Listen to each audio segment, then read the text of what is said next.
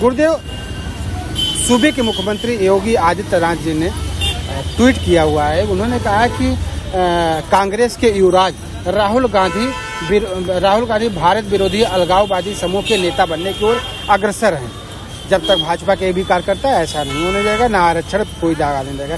कैसे देखते हैं? निश्चित रूप से माननीय यशस्वी मुख्यमंत्री का जो ट्वीट है वह सराहनीय है। जिस प्रकार से राहुल गांधी जो एनडीए के विरुद्ध और जो अलगाववादी में जो वह जुड़ रहे हैं, निश्चित रूप से वह कहीं न कहीं सही वो जुड़ रहे हैं। इसके ऊपर जो है एनडीए और भाजपा के एक भी कार्यकर्ता रहेंगे, उनकी मानसिकता, उनकी विचार कभी पूर्ण होने वाला नहीं है। क्योंकि ये राहुल गांधी जो है देश विरोधी ताकतें हैं, देश को खंडन करने का काम करना चाहते हैं। देश को बांटने का जो साजिश चल रहा है वह अंतर्राष्ट्रीय षड्यंत्रकारियों के तहत राहुल गांधी हो गए या ममता बनर्जी हो गई या सपा सरकार के जितने भी ये जो है इंडिया अलायंस के गठबंधन के जितने भी घमंडिया पार्टी हैं, वह सभी भारत विरोधी ताकत हैं, भारत को तोड़ने का साजिश कर रहे हैं। निश्चित रूप से वह कभी जो है इस पे जो है सफल नहीं हो सकते हैं जब तक एनडीए के और भारतीय जनता पार्टी का एक भी कार्यकर्ता रहेगा। उनकी मानसिकता, उनकी विचार कभी पूर्ण नहीं होगा।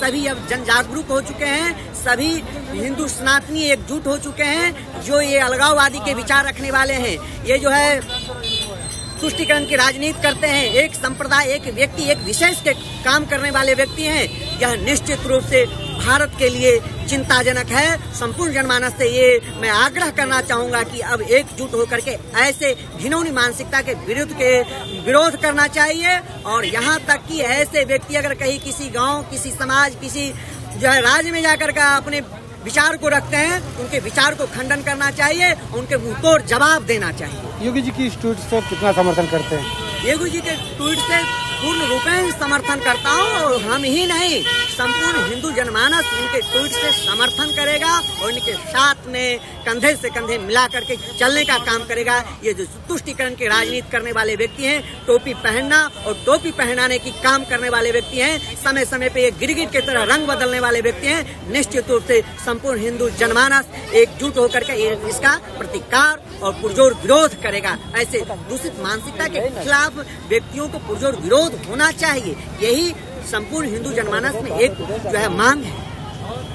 गुरुदेव, मुख्यमंत्री योगी आदित्यनाथ जी ने एक ट्वीट किया हुआ है राहुल गांधी को लेकर के। उन्होंने कहा कि यह एक अलगाववादी समूह के नेता बनने की ओर अग्रसर हैं और उनका एकमात्र उद्देश्य है एकता, भारत की एकता, अखंडता और सामाजिक सद्भाव को नष्ट करना और देश को गृह युद्ध की तरफ धकेलना। कैसे देखते हैं? उत्तर प्रदेश के माननीय मुख्यमंत्री योगी आदित्यनाथ जी ने जो ट्वीट किए हैं उसका साधु संत समर्थन करते हैं, क्योंकि राहुल गांधी का स्वभाव और विचार ऐसा ही लग रहा है कि भारत के अखंडता को और भारत के जो एकता है उसको समाप्त करने में लगे हुए हैं। राहुल गांधी वास्तव में उनकी ऐसी विचारधारा है कि हमेशा नफरत फैलाने का काम करते हैं। आज भारत अखंडता है और योगी आदित्यनाथ जी ने जो कहा कि जब तक भाजपा कार्यकर्ता रहेंगे, जब तक नेता रहेंगे, तब तक उनकी विचारधारा और इनका ऐसा सोच राहुल गांधी जी का कभी सपनों में भी नहीं हो सकता है। यह बात सत्य है।